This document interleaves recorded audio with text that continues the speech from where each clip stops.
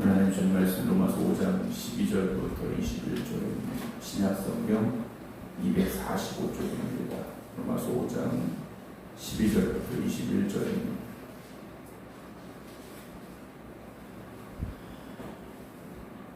그러므로 한 사람으로 말미암아 죄가 세상에 들어오고 죄로 말미암아 사망이 들어왔나니 이와 같이 모든 사람이 죄를 지었으므로 사망이 모든 사람에게 이르렀느니라. 죄가 율법 있기 전에도 세상에 있었으나 율법이 없었을 때에는 죄를 죄로 여기지 아니하였느니라. 그러나 아담으로부터 모세까지 아담의 범죄와 같은 죄를 짓지 아니한 자들까지도 사망이 왕노릇하였나니 아담은 오실자의 모형이라. 그러나 이 은사는 그 범죄와 같지 아니하니 곧 한 사람의 범죄를 인하여 많은 사람이 죽었은즉 더욱 하나님의 은혜와 또한 한 사람 예수 그리스도의 은혜로 말미암은 선물은 많은 사람에게 넘쳤느니라. 또 이 선물은 범죄한 한 사람으로 말미암은 것과 같지 아니하니 심판은 한 사람으로 말미암아 정죄에 이르렀으나 은사는 많은 범죄로 말미암아 의롭다 하심에 이르니라. 한 사람의 범죄로 말미암아 사망이 그 한 사람을 통하여 왕노릇하였은즉 더욱 은혜와 의의 선물을 넘치게 받는 자들은 한 분 예수 그리스도를 통하여 생명 안에서 왕노릇하리로다. 그런즉 한 범죄로 많은 사람이 정죄에 이른 것 같이 한 의로운 행위로 말미암아 많은 사람이 의롭다 하심을 받아 생명에 이르렀느니라. 한 사람이 순종하지 아니함으로 많은 사람이 죄인 된 것 같이 한 사람이 순종하심으로 많은 사람이 의인이 되리라. 율법이 들어온 것은 범죄를 더하게 하려 함이라. 그러나 죄가 더한 곳에 은혜가 더욱 넘쳤나니 이는 죄가 사망 안에서 왕노릇한 것 같이 은혜도 또한 의로 말미암아 왕노릇하여 우리 주 예수 그리스도로 말미암아 영생에 이르게 하려 함이라. 아멘. 할렐루야. 아멘. 밤새 비가 많이 내리고 있는데요. 제가 출국하기 전에 한참 더웠었는데 갔다 오니까 온도가 10도는 떨어진 것 같다는 느낌이 들었습니다. 우리가 늘 이야기하죠. 더워서 정말 힘들다 하는데 금방 시원해지고 금방 춥다라는 이야기가 나오게 되는데요. 여기 주어진 환경 때문에 우리가 그 환경에 지배받지 말고 모든 상황 속에서도 믿음으로 굳건히 승리하며 나아갈 수 있는 저 여러분들에게 주님의 이름으로 축원합니다. 우리가 역사를 돌아보면 역사의 큰 흐름이라는 게 있는데 그 흐름 가운데 어떤 한 사람의 결단 또 행동, 의지로 말미암아 그 역사의 큰 흐름이 바뀌게 되는 경우들을 볼 때가 있습니다. 그것이 어떤 좋은 방향으로 바뀔 때도 있지만 또 좋지 않은 방향으로 나쁜 영향을 주게 되는 경우도 우리가 종종 보게 됩니다. 하나님께서 이 땅을 아름답게 창조하시고 에덴 동산에 사람을 만드셔서 하나님의 은혜 가운데 거하는 삶을 살게 하셨죠. 그런데 그 은혜의 자리에서 사람이 어떤 선택을 하느냐? 불순종이라는 죄의 길로 가고 말게 되죠. 하나님께서 분명히 그 죄의 결과에 대해서 말씀하셨습니다. 죽는다라고 말씀을 하셨어요.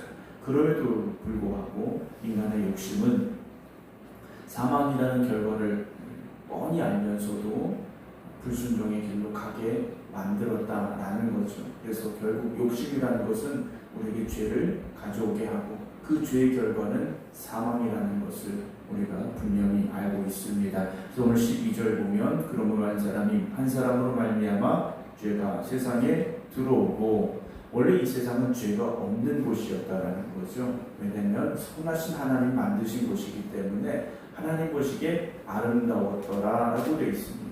그런데 그 하나님 만드신 아름다운 선하신 뜻을 가지고 만드신 이 세상 속에 아담의 불순종으로 말미암아 죄가 세상에 들어오게 됐다라는 거죠.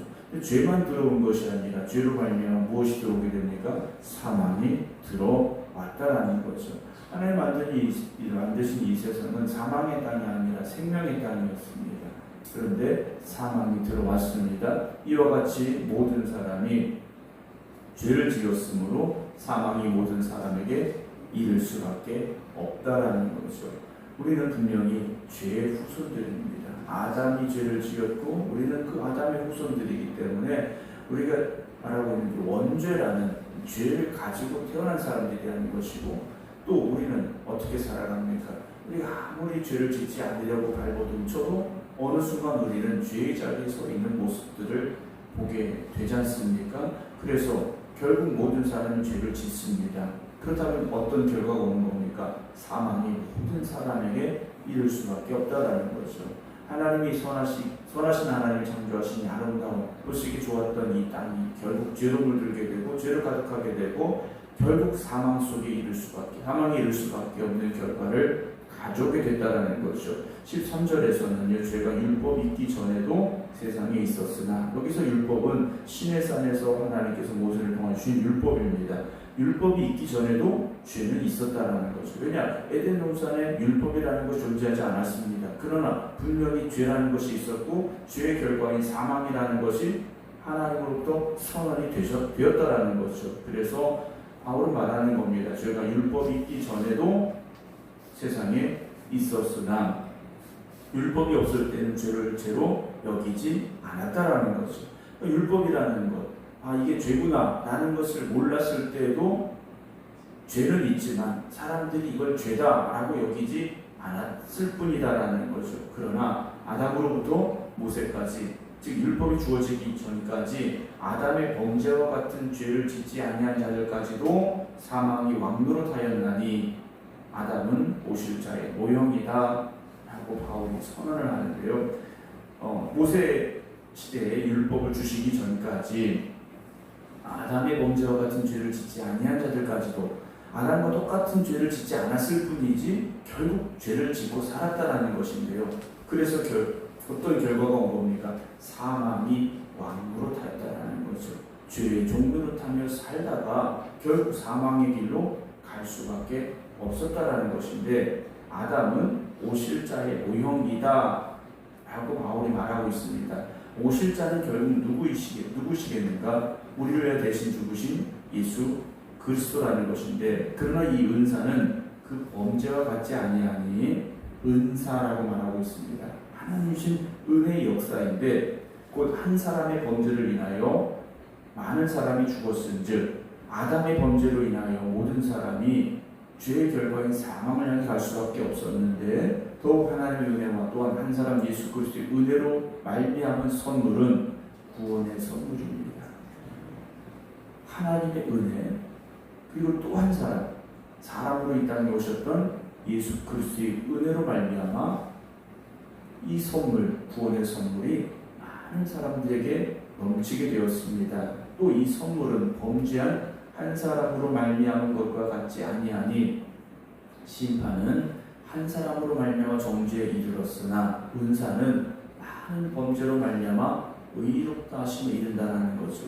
아담으로 말미암아 우리는 죄의 후손으로 태어나고 그 죄의 결과인 사망으로 갈 수밖에 없지만, 십자가의 은혜는 우리가 범죄하였음에도 불구하고 하나님으로부터 그 대속의 은혜로 말미암아 의롭다 하심을 인정해 주신다라는 것이죠. 그래서 사망으로 가는 것이 아니라 구원으로 가게 되는 것인데, 한 사람의 범죄로 말미암아 사망이 그 한 사람을 통하여 왕노로 됐습니다. 하지만 더욱 은혜와 의의 선물을 넘치게 받는 자들은 한 분 예수 그리스도를 통하여 생명 안에서 왕노릇하게 된다는 것이죠. 아담의 범죄는 사망을 가져왔지만 예수님의 순종은 우리에게 생명을 주시는 하나님의 은혜의 자리에 서게 했다는 것인데요. 그런즉 한 범죄로 많은 사람이 정죄에 이른 것 같이 한 의로운 행위로 말미암아 많은 사람이 의롭다 하심을 받아 우리가 어디로 가게 됩니까? 생명에 이르게 되었다라는 것이죠. 한 사람이 순종하지 아니함으로 아담이지 않습니까? 아담이 하나님의 말씀에 순종하지 않았습니다. 불순종이죠. 결국 죄를 지었지 않습니까? 그런데 그 불순종이 아담 한 명으로 끝난 것이 아니라 아담 이후에 태어난 모든 사람이 죄인이 되도록 만들었다라는 겁니다. 그러나 한 사람이 순종하심으로 예수 그리스도께서 하나님의 뜻에 순종하심으로 십자가에 달려 죽으시는 그 순종으로 말미암아 많은 사람이 의인이 되어지는 은혜의 축복을 받게 됐다라고 바울은 선언합니다. 바울이 말하고 있는 것은 무엇입니까? 율법을 폐하자는 것이 아닙니다. 율법이 들어온 것은 범죄를 더하게 하려 함이라. 이것이 죄구나라는 것을 깨닫게 하는 역할을 하고 있었다라는 거죠. 율법을 폐하는 것이 아니었다라는 겁니다. 주님의 오심은 율법을 폐하는 것이 아니었다. 율법은 이것이 죄다라는 것을 우리에게 알려주신 것인데, 그러나 죄가 더한 곳에 은혜가 더욱 넘쳐나니, 그렇지 않습니까? 우리가 죄인임을 깨달을수록 십자가의 은혜가 더 넘쳐납니다. 내가 의롭다고 생각하는 순간 십자가의 은혜는 적어지고 무시하는 사람이 될 수밖에 없다는 거죠. 바리새인들이 그랬지 않습니까? 유대인들이 그랬다는 겁니다. 사랑하는 성도 여러분, 저와 여러분, 오늘 우리가 어떤 율법적으로 또는 세상의 법정에서는 죄가 없는 것 같은 의로운 사람인 것처럼 생각이 되어질지라도 하나님의 법정에서는 우리 모두가 다 죄인입니다. 저와 여러분, 우리가 모두가 십자가 앞에서 죄일 수밖에 없지만 그 십자가의 은혜로 말미암아 죄 없다라고 하나님께서 우리를 선언해 주신 것인데요. 21절 보면 이는 죄가 사망 안에서 왕노릇한 것 같이 은혜도 또한 의로 말미암아 왕노릇하여 우리 주 예수 그리스도로 말미암아 영생에 이르게 하려 합니다 라고 바울은 말하고 있습니다. 여러분, 죄는 우리를 사망으로 이끌어가고 영원한 심판에 이르게 합니다. 그러나 십자가의 은혜는 죄에서 자유함을 얻게 하고 우리를 하나님 앞에서 의롭다 하심을 인정받게 하는 구속의 은혜가 되어지고 우리를 하나님 나라의 영원한 생명의 자리에 이끌어가고 있음을 여러분 기억하시기 바랍니다. 우리가 아담 안에서 죄인이 되었지만 이제는 예수 그리스도 안에서 의롭다 하심을 인정받았기에 이제는 주님 안에 거하고 주님이 우리 안에 거하는, 그래서 은혜의 삶을 감사함으로 살아가는 여러분들이 되어지시기 바랍니다. 우리가 가는 그 길이 죽음이 아닌 멸망이 아닌 생명과 영원한 하나님의 나라임을 잊지 마시고 하나님의 나라에서 거하는 하나님의 자녀된 본분을 다하며 살아가는 우리 모두가 되어지기를 주의 이름으로 축원합니다. 기도하겠습니다. 아담의 범죄함으로 그 불순종을 하여 죄가 이 땅에 들어왔고 죄의 결과인 사망을 향해 우리가 나아갈 수밖에 없었습니다.